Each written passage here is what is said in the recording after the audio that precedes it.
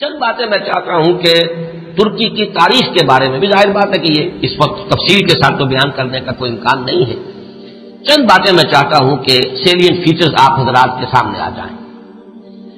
یوں سمجھیے کہ 13ویں صدی عیسوی، یہ 20ویں صدی عیسوی ختم ہو رہی ہے، آج سے 700 سال پہلے کے ماحول میں آپ جائیے.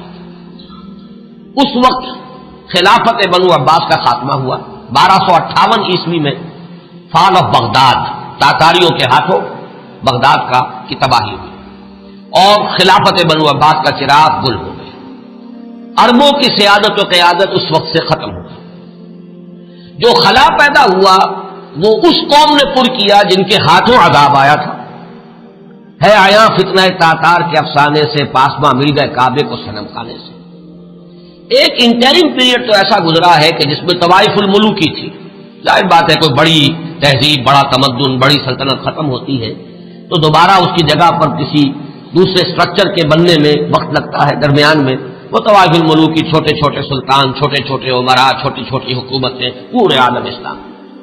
لیکن رفتہ رفتہ یہ جو ترک ایک اصل میں یوں سمجھیے کہ ایک نسل ہے، قوم ہے. ہم مغل کو علیحدہ سمجھتے ہیں، ترکوں کا اصل میں ملک بھی ترک ہے. یہ سب ترکان ہیں، ان کی مختلف نسلیں. ترکان تیموری کو ہم مغل کہتے ہیں. ترکان صفوی کی حکومت قائم ہوئی ایران میں. ترکان تیموری یعنی مغلوں کی بہت بڑی مملکت قائم ہوئی ہندوستان میں. ترکان سلجوقی سب سے پہلے دائرہ اسلام میں داخل ہوئے تھے اور وہ خلافت بنو عباس کے دور میں ہی بہت کافی پاورفل ہو چکے تھے. چھوٹے چھوٹے علاقوں میں ان کی حکومتیں تھیں. اسی زمانے میں مشرق و مغرب میں ہر جگہ پر پورے عالم اسلام میں سب سے زیادہ مضبوط حکومتیں جو تھیں وہ غلاموں کی تھیں. ہندوستان میں 1206 میں دلی کے تخت پر قطب الدین ایبک بیٹھے غلام تھے. پھر وہ التتمش کے سب خاندان غلامہ ہیں. ادھر مصر میں مضبوط حکومتیں دو ہی تھیں. ہندوستان میں خاندان غلامہ کی، ادھر مصر میں مملوک کہتے ہیں غلام کو، ملکیت ہے. یہ سب ترک ہیں. تو ان دونوں کی حکومتیں عظیم ترین قائم ہوئی. ہندوستان میں تو دور کئی آئے. ہندوستان میں پہلے خاندان غلامہ، پھر خلجی، لودھی، سادات، مختلف خاندان. کچھ 325 برس تو اس میں گزرے. 1206 سے 1526 تک 320 برس میں یہ کئی خاندانوں کی حکومتیں توڑ پھوڑ ہوتی رہی. پھر 1526 سے مغل آئے. کہنے کو تو 1857 تک رہے، لیکن حقیقت میں 150 برس ہیں ان کے، جن کو کہا جائے کہ صحیح ان کی عظمت کا دور ہے.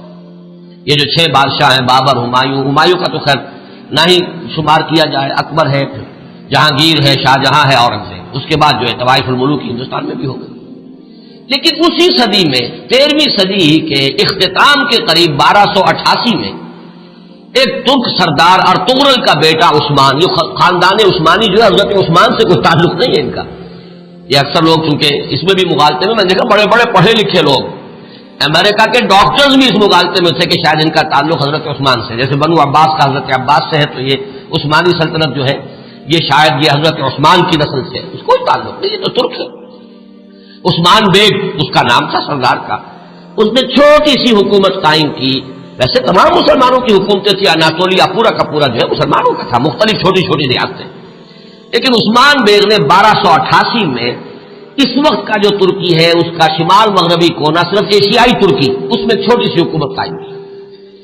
1288 سے لے کر اس کے بعد یہ حکومت جو ہے تسلسل کے ساتھ قائم رہی.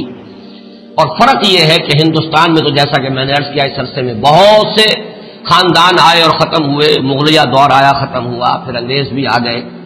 لیکن یہ کہ 1288 سے لے کر اب یہ 1992 تک وہ سلسلہ وہاں قائم ہے، کوئی رخنہ نہیں ہے. عروج و زوال انہی کے درمیان آئے ہیں. کبھی ان کی سلطنت بہت پھیل گئی، کبھی سکڑ گئی. پھر یہ کہ آج بھی بہرحال پورا ایشیا مائنر جس کو آپ کہتے ہیں، ایشیا کوچک، اناطولیہ کا پورا علاقہ، اور یورپ میں بھی بہرحال 3% ان کا رقبہ جو ہے یورپ کے اندر بھی ہے. آج بھی وہ مملکت قائم ہے. اور اس مملکت کے اندر نوٹ کیجئے پورے 400 برس تک خلافت رہی.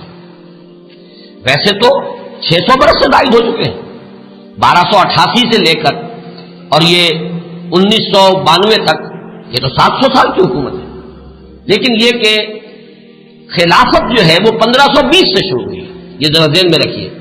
جبکہ انہوں نے حجاز کو بھی فتح کر لیا، مصر کو بھی فتح کر لیا، عظیم ترین 3 بر اعظموں پر دنیا میں کوئی اور حکومت اور کوئی اور سلطنت اتنی عظیم نہیں تھی جتنی کہ اس وقت سلطنت عثمانیہ تھی۔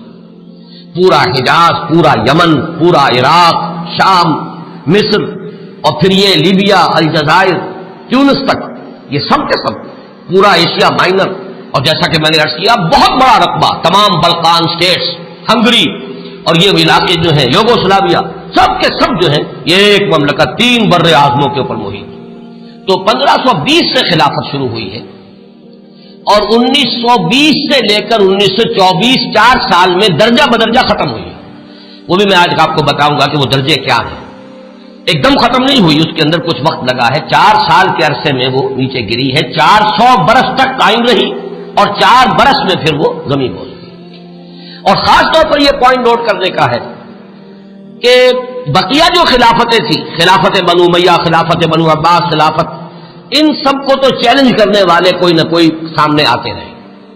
بنو امیہ کی خلافت کو چیلنج کیا پہلے حسین ابن علی نے رضی اللہ تعالی عنہما، پھر حضرت عبداللہ ابن زبیر نے رضی اللہ تعالی عنہما، پھر یہ کہ خلافت بنو عباس کو چیلنج کرنے والے حضرت زید، حضرت حسن کی اولاد میں سے رضی اللہ تعالی عنہ، پھر انہی کی اولاد میں سے ایک اور نفس زکیہ اٹھے جن کا نام اصل میں محمد ابن عبداللہ ہے، نفس زکیہ ان کا لقب ہے۔ تو ان خلافتوں کو چیلنج کرنے والے اٹھے ہیں، لیکن یہ بات نوٹ کر لیجئے پورے 400 برس میں پورے عالم اسلام میں ترکوں کی خلافت کو کسی نے چیلنج نہیں کیا، متفق علیہ خلافت پورے عالم اسلام نے، اگرچہ پورا عالم اسلام ان کی حکومت میں شامل نہیں تھا، خلافت کو مانتے تھے، جہاں کہیں کو حکومت بدلتی تھی وہاں سے منگواتے تھے اپنے لیے سند، اور پورے عالم اسلام میں خلیفہ کا نام لیا جاتا تھا خطبوں کے۔ تو اس اعتبار سے یہ بہت ہی ایک غیر معمولی بات ہے، 400 برس تک خلافت کا جاری رہنا، اور وہ اس شان کے ساتھ کہ اس کو کسی وہ انڈسپیوٹڈ مجمع علیہ متفق علیہ خلافت رہی۔ اس میں سے ذرا میں چاہتا ہوں کہ تھوڑا سا جغرافیہ کا بھی آپ اپنے ذہن میں اور وہاں کا جو مسئلہ ہے وہ جما لیجیے۔ اناطولیہ وہ تو آپ نے نقشے کے اندر دیکھا ہوگا، کافی بڑا رقبہ ہے، اور اصل 97% ترکی موجودہ جو ہے وہ اسی میں ہے، 3% جو ہے یورپ میں ہے۔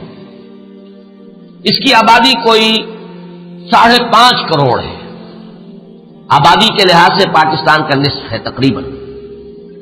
اس میں سے 1 کروڑ کے لگ بھگ صرف ایک شہر استنبول میں ہے۔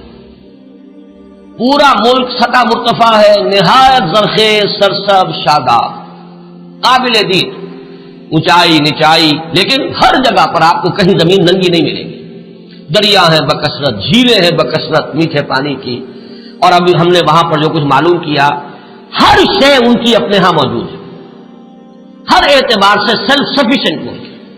اللہ تعالیٰ نے اپنی نعمتوں کی بارش اس طرح کی ہے، 6 دن ہم نے اس میں گزارے ہیں صرف ایک شہر استنبول میں، اور یہ میں نے عرض کر دیا کہ وہ پورے ملک کی 1/5 آبادی تو وہی ہے۔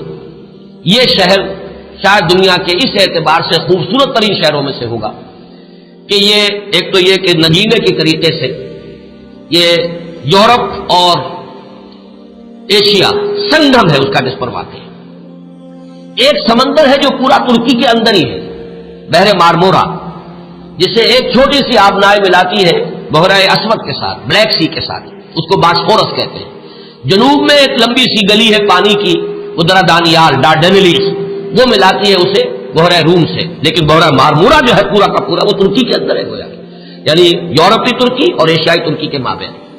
اور استنبول شہر جو ہے وہ بہت خوبصورت، اور عظمت پارینہ اگر مسلمانوں کی دیکھنی ہو تو شاید دنیا کا کوئی اور شہر نہیں ہے کہ جو ہم پلہ ہو، جتنی عظیم مسجد ہے، عالی شان مسجد ہے، اگرچہ اس وقت ان کی مینٹیننس نہیں ہے، برا حال ہے، خستہ حال ہے۔ حضرت ابو ایوب انصاری رضی اللہ تعالیٰ عنہ کا مقبرہ بھی بہت خستہ حالت میں، اس کے ساتھ جو مسجد ہے، مغرب کی نماز ہم نے وہاں ایک ادا کی ہے، لیکن یہ کہ نظر یہی آیا کہ صرف وہی لوگ تھے کہ جو وہ ڈاکٹرز کا پورا گروپ آیا ہوا تھا، مقامی آبادی بہت کم، نہ ہونے کے برابر۔ اس اعتبار سے عظمت پارینہ دیکھنی ہو تب بھی جا کر دیکھیے، اور اسلام کی بیچارگی دیکھنی ہو تب بھی وہیں جا کر دیکھیے۔ یہ دونوں کنٹراسٹ آپ کو وہاں نظر آئیں گے کہ عظیم ترین مسجدیں وہاں ہیں۔ ہماری بادشاہی مسجد تو اپنے یعنی یوں سمجھیے کہ صحن کے رقبے کے اعتبار سے ہم کہہ دیتے ہیں دنیا کی بڑی سب سے بڑی مسجد ہے، لیکن وہ تو صحن ہے، باقی یہ کہ ان کے جو عظیم الشان ہال انہوں نے بنائے ہیں، جتنے عظیم، جتنے بلند، ان کو دیکھ کر انسان حیران رہ جاتا ہے۔ سلطان محمد فاتح کی مسجد، سلطان سلیمان کی مسجد، ایک ایک مسجد ان میں سے جو ہے اپنی جگہ پر عظمت کا بہت بڑا نشان ہے، اگرچہ جیسا کہ میں نے عرض کیا اس وقت حالت جو ہے ان کی اکثر و بیشتر خستہ ہے۔ ایک دن کے لیے ہم برسا، ایک شہر برسا اس وقت کہلاتا ہے، یہ بروسا ہے پرانا، بے رے واو صاد ہے۔ اور جب سلطان ارطغرل کے بیٹے سلطان نے عثمان نے جب سلطنت قائم کی تھی تو پہلا دارالخلافہ یہی تھا۔ یہ ایشیائی حصے میں ہے، تقریباً کوئی 150-200 میل کا فاصلہ ہوگا استنبول سے۔ وہاں کے حالات مختلف ہیں۔ وہاں سلطان بایزید یلدرم کی بنائی ہوئی مسجد جو ہے بہت عالیشان ہے اور اس وقت بھی وہ بہت آباد ہے۔ ہم حیران ہوئے وہاں دیکھ کر کہ وہاں ایک ظہر کی نماز ہم نے پڑھی ہے 2 دن قبل، لیکن محسوس ہوتا تھا کہ جمعے کی نماز، ظہر کی اذان سے پہلے کثیر تعداد کے اندر لوگ موجود تھے۔ اتنا کنٹراسٹ بھی شاید دنیا میں آپ کو کہیں نظر نہ آئے کہ استنبول کا حال وہ ہے کہ حضرت ابو ایوب انصاری کی مسجد جو ہے وہ بھی ویران پڑی ہوئی ہے رضی اللہ تعالیٰ عنہ، لیکن یہ کہ برسا کے اندر جا کر آپ دیکھیے تو وہاں پر یہ ہے کہ ظہر کی نماز ایسا محسوس ہے کہ جمعے کی نماز، اذان سے پہلے نصف مسجد بھری ہوئی تھی، اور اس کے بعد جو ہم نے دیکھا ہے ان کا جوش و خروش اور پاکستانیوں سے نہایت محبت، وہ بھی وہی نظر آتی ہے، استنبول میں نہیں۔ استنبول تو ہر اعتبار سے مغربی تہذیب کے اندر بری طریقے سے یوں سمجھیے کہ پوری طرح گم ہو چکا ہے، وہاں آپ محسوس نہیں کر سکتے کہ کوئی مسلمان ملک ہے۔ باقی یہ کہ جیسا کہ میں نے ابھی عرض کیا تھا کہ اگرچہ اللہ تعالیٰ نے اپنی دولت جو ہے مادی دولت کے خزانے ہر طرح سے انہیں دیے ہیں، لیکن معاشی حالات نہایت ناگفتہ ہیں۔ انفلیشن آسمان سے باتیں کر رہی ہے، کرنسی کی قیمت اس تیزی کے ساتھ گرتی ہے۔ وہ کچھ اعداد و شمار لے کے آئے ہیں میرے ساتھ، چونکہ چھوٹے بھائی برادر عزیز اقتدار احمد تھے، ندا میں انشاءاللہ تعالیٰ وہ چیزیں تفصیل سے آئیں گی فیکٹس اینڈ فگرز کے ساتھ، کہ کس طرح ہر مہینے ان کی جو کرنسی ہے اس کی قیمت گر رہی ہے، اور کس طرح یہودیوں نے انہیں چنگل کے اندر لے رکھا ہے، اور پوری معیشت جو ہے یہودیوں کے قبضے میں ہے۔ ان کے ہاں ہر چیز جو ہے کنزیومر گڈ، بس اس کی کھپت ہے، جو خرچ کر دینے والی چیزیں ہیں، لباس ہے، مختلف چیزیں ہیں، ان کی محتاط بازاروں میں بھری نظر آئے گی، لیکن یہ ہے کہ ان کی جو یعنی یوں سمجھیے کہ شراب پانی کی طرح، ایک عجیب کنٹراسٹ ہے اس اعتبار سے بھی، خنزیر وہاں نہیں کھایا جاتا، لہذا یہ تو اطمینان ہوتا ہے آپ جہاں چاہیں جا کے کھانا کھا لیں، آپ کو پتا ہے یہاں حرام چیز کھانے میں نہیں ہے، لیکن شراب پانی کی طرح پی جاتی ہے۔ یہ بھی تضاد، یہاں تک کہ واقعہ یہ ہے کہ ہمارا ایک گائیڈ تھا، اس نے کہا بڑے ہی فخر کے ساتھ، ایک جگہ جب ہم جا رہے تھے حضرت ابو ایوب انصاری رضی اللہ تعالیٰ عنہ کی مسجد کی طرف، اس نے ایک علاقہ بتایا اور اس نے کہا یہ اتنے ریسٹورانٹ جو آپ کو نظر آ رہے ہیں یہ سب شراب اور ہر جگہ ہے، لیکن رمضان میں یہ سب بند ہوتے ہیں، رمضان میں ہم شراب نہیں پیتے۔ ہم نے کہا رمضان ہی میں نہیں پیتے تو یہ باقی شراب، باقی تو پیتے ہیں۔ کسی نے پوچھ لیا کیا روز؟ ہاں روز پیتے ہیں۔ وہ بالکل کوئی اس کے اندر کوئی گلٹی کانشنس، کسی طرح کی کوئی انہیبیشن، کوئی کسی درجے کی کوئی شرمندگی ختم نہیں، لیکن رمضان میں یہ سب بند ہوتے ہیں رمضان کے اندر۔ تو میں نے کہا کہ اللہ کرے کہ یہ رمضان ہی پورا سال ہو جائے، کوئی ایسی شکل بن جائے کہ پورا سال ہر روز عید نے اس کے حلوہ خورت کسے، اللہ کرے کہ پورا سال جو ہے وہ رمضانی کی شکل بن جائے تاکہ وہاں سے شراب کی لعنت کا خاتمہ